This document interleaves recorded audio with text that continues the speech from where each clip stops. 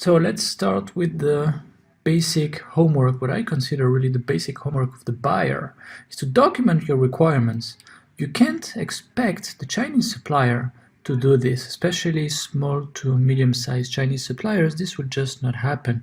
So sometimes they will have some kind of detailed specification sheet. That's great, especially if you buy, let's say, electronic products. It's a good starting point, but most of the time they will not have this kind of specification sheet. Okay, they will have close to nothing, and they see it as something that is in their interest to protect themselves. Okay, if something is not defined and documented, well, it gives them the freedom to choose the cheapest option. All right. Very often, for example, the packing is not defined by the buyer, so at the last moment someone in the factory says, hey, let's buy this kind of packing, it's cheaper. But is it going to be the best packing for you to present your products, to protect them, and so on? Sometimes not. And also, they can't be pinned down for doing something wrong, since they did not promise anything. All right. The risk of poor quality. If you are starting to buy from China, maybe you haven't realized that, but after the supplier ship the goods out, it's too late to send the goods back. And sometimes, and it's happened many times, the products are not checked in China, nothing has been documented, communicated properly to the supplier, and an entire batch has to be thrown away, or maybe it has to be sorted out, and the products has to be reworked. Maybe half of them need to be thrown away. A very heavy loss. All right. So there's three realities. A batch of defective products is very hard to send back to China.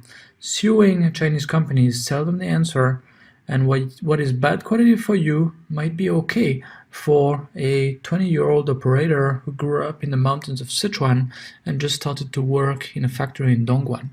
Right, so you need to really describe what you expect. A few common pitfalls that we see a lot of buyers fall into: you don't have a view of the milestones, you don't really have a purchasing process and a quality assurance process. All right, so you let the supplier lead the conversation, and they are the one who suggests the next step. Well, guess what? A few steps that are there to defend your interest might be missing here. Communicating via email, Skype, WeChat, and so on for several months and failing to document everything that was agreed on in one document, then it becomes pretty much impossible to have an overview of all the specifications that you and the supplier agreed on. Working solely on the basis of a sample approval, this is especially common for apparel, home textile, and so on, is not enough. You also need specification sheet, which becomes a QC checklist. We'll cover that. The terms that you need to specify, for example, on your purchase order, your contract, and so on, also very important. We'll cover that. Regulatory standards for compliance. This is something you need to research. And trusting too much what the supplier says, even though you've only been working with them for a few months. This is also a sign of an inexperienced importer. So if we look at production completion from, let's say, 0% production starting all the way to shipment, you can do a pre-production inspection. Let's say you buy LED lighting and you want to make sure they're going to use exactly the right kind of components. Very important. This is an important time for inspection. Let's say you buy, let's say furniture, and you want to make sure that the first pieces they make that come out of the lines are okay, can be assembled properly, and so on. This would be an inspection during production. Okay, so all of this is really to catch the problems as early as possible. Now, the most common type of inspection is what we call the final random inspection, when the products are picked at random. The packaging and the labeling is checked, the products are checked. It really gives an idea about average quality. Some clients also need us to go on the day of the loading, so we just check the packing, we supervise the loading, maybe they have a special plan for loading, we confirm the quantity, maybe the total weight. Okay, different clients might have different requirements here, but let's say about 90% of our work is final random inspection, and the rest is mostly inspections during production. Again, final random inspection is typically when everything is packed. This is one of our inspectors using our mobile app. So you open the cartons, you pick them at random. This is really why you can have a good idea about average quality. Now, what if it fails? Well, the final random inspection usually is done before you send the balance of the payment. Very, very important. Never pay 100% of the amount you owe the supplier before you have confirmed quality. All right. So if the quality control check is okay, then keep going and ship, pay the balance. If not, hold the payment of the balance, typically 70%.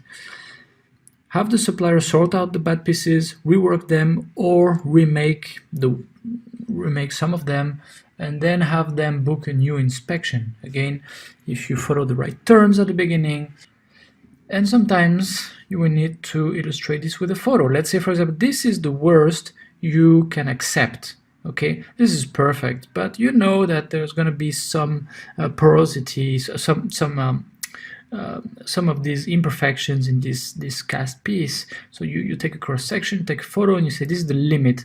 Anything worse than that, totally unacceptable. Like, this is totally unacceptable. This is the limit. So anything between this and this is acceptable. This is a good way of describing your standard. People usually follow the same way of classifying defects, and so most people follow this. There's critical defects, major defects, minor defects, and for each of them you want to set a limit. It's 0% for critical. This is really the things you absolutely cannot accept. 2.5% for major defects. This is typically what maybe a consumer in a store would notice and then would not buy the product, or might even send it back if they see it later. Okay, and then minor defects. These are really like imperfections. You don't want too many of these. Okay, so these are very typical types of acceptance limits. It does vary. Not everybody does that.